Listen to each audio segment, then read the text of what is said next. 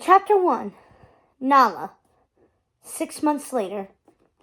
The brisk wind blowing in from the north whipped the dry, gritty soil into a dust cloud, providing the perfect cover for Nala as she scoped out a hiding place. All was quiet except for the musical chirping of a family of magpies that flew overhead. She was close enough to Pride Rock to see it, but far enough to be barred from hearing the ongoings of the lionesses. She took a step forwards, then quickly jerked back her paw, flattening herself against the boulder where she and Kamari, the lone boy cub of their pride, had been holed up. "Nala," Kamari whispered anxiously, "what do you see?" "Shh," she silenced him. Then, in a low murmur, she said, "Follow me, on the count of 3.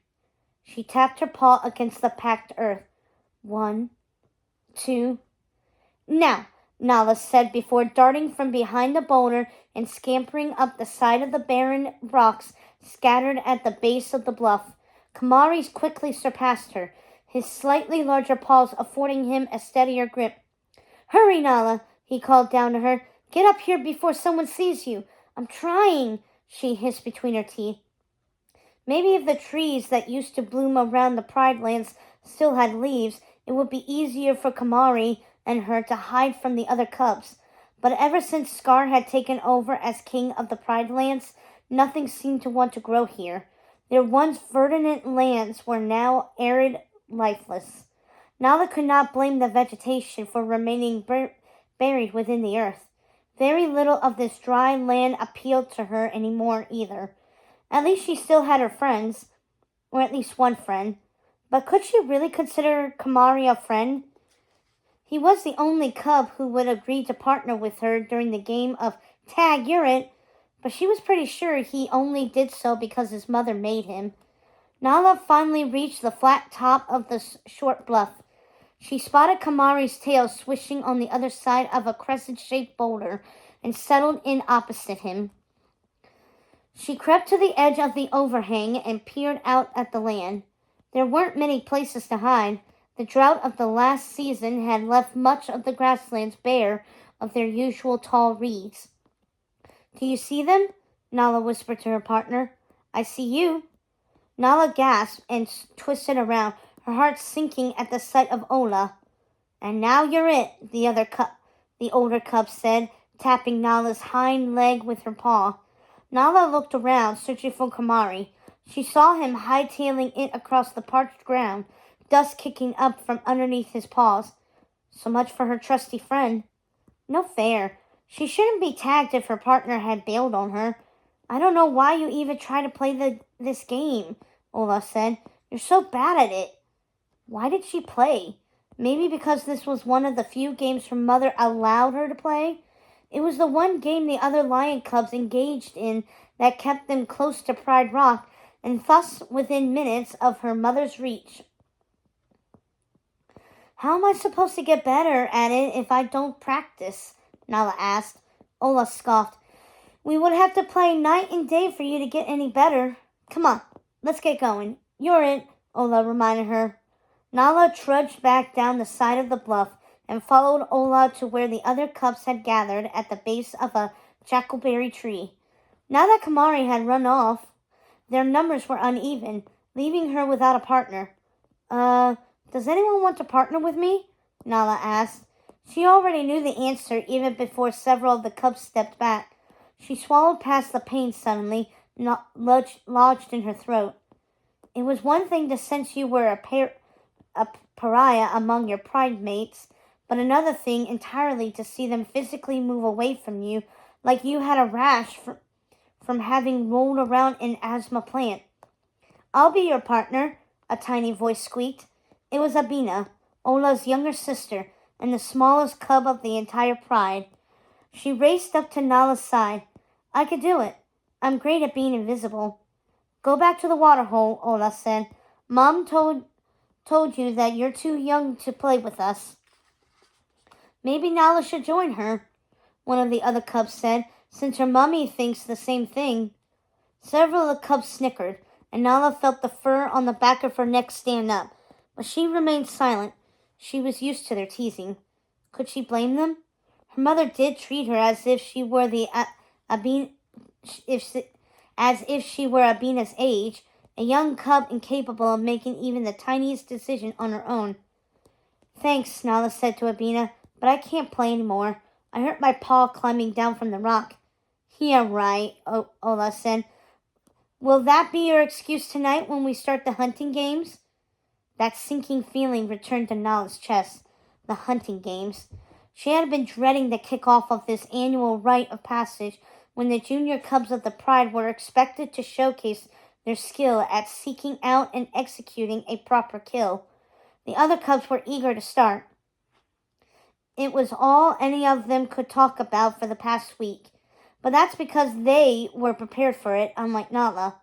For the last 6 months, most of the cubs in their pride had joined the lionesses on their nightly hunts, but Nala's mother, Serafina, had refused to allow her to take part. She'd insisted it was too dangerous and that Nala would have time to learn how to hunt when she was older. The thing her mother didn't seem to grasp was that Nala was getting older, and every day that passed without her practicing how to hunt put her further behind in learning the most important skill any young lion needed to learn. Do you think we'll get to hunt an antelope? Kamari's younger sister, Lindiwe, asked. My mother had taught me the perfect way to sneak up on them. First you have to, don't share it with everyone, Bantu told her. Save it for your team. What if you're not on my team? Lindiwe asked. Then she loses, said Kahina, another of the cubs. No, the losers are whoever had Nala on their team, Ola said. All the cubs fell over laughing.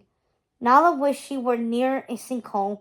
She would dive right into it, anything to escape their unrelenting ridicule.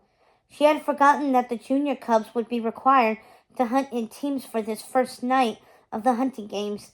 It was bound to be another humiliating episode of watching every cub, even the younger ones, get picked before she did. It's not fair that a team has to get stuck with her, Kahina said, speaking about Nala as if she weren't standing right there. Does she even know how to pounce? Lindiwe asked. Of course I know how to pounce, Nala said. It was the one skill she had learned before everything had changed. The hunting games are about more than just pouncing, Ola said. Have you ever caught an impala? Nala shook her head. Ola knew that Nala had never even had the chance to hunt an impala. A zebra? You have to have caught a zebra. They're slow. No, Nala said through gritted teeth. Huh. Ola stuck her nose in the air. Well, I guess there's a first time for everything. I caught an impala and a zebra on our last hunt, Bontu said, and I almost caught a gazelle too, but someone scared it away. She switched her tail at Lindiwe. Nala stood back and listened as they regaled each other about the fun they'd had on their previous hunts, her heart twisting with every teasing laugh they shared. She tried to tell herself that she didn't care she didn't belong to their group, but she did care. This was her pride. Soon they would all grow into lionesses together, and she would be expected to hunt alongside them to provide for the family. What would happen to her when she could not pull her own weight? Would she be banished from the Pride Lands? How could she blame them if that was what they chose to do? Nala! Nala's eyes fell closed at the sound of her mother's shrill, panicked voice. Nala, where are you? The other cubs began to snicker again as they gave her a wide berth. Uh-oh, sounds like someone's in trouble for getting too far away from Mommy, one of the cubs said.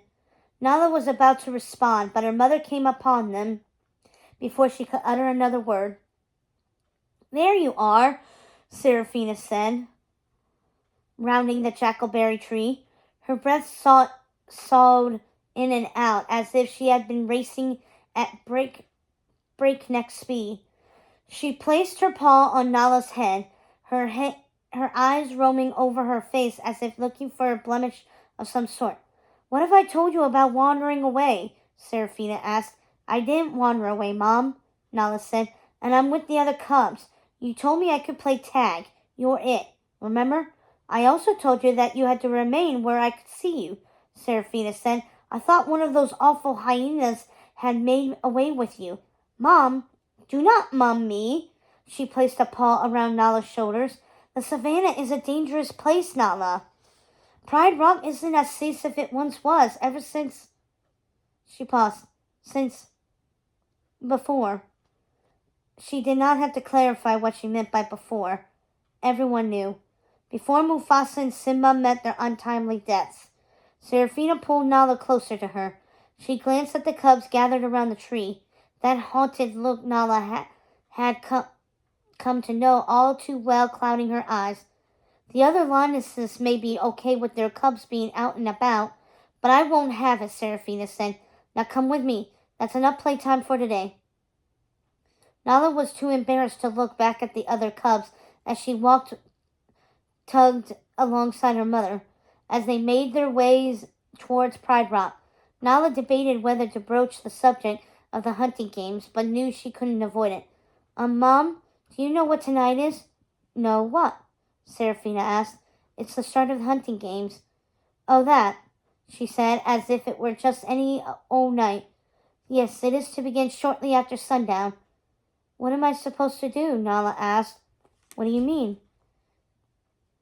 I will be expected to take part. Well, of course you will, Seraphina said. Every young cub takes part in the hunting games.